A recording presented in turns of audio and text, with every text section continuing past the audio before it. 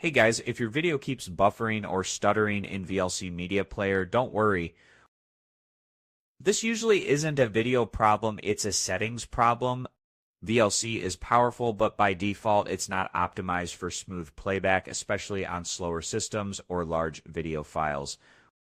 First open VLC, click Tools, then Preferences, and make sure all is selected before continuing. Now click on Input and Codecs and look for File Caching, which controls how much data VLC loads ahead of time. Increase the file caching value from the default to around 1000 or even 2000 milliseconds for smoother playback. This helps reduce buffering. Click Save, close VLC completely, then reopen it so that changes are applied correctly. Another important tip is to make sure VLC is fully updated, as older versions often struggle with newer video formats. After these changes, your video should play smoothly without buffering, lag, or random freezes.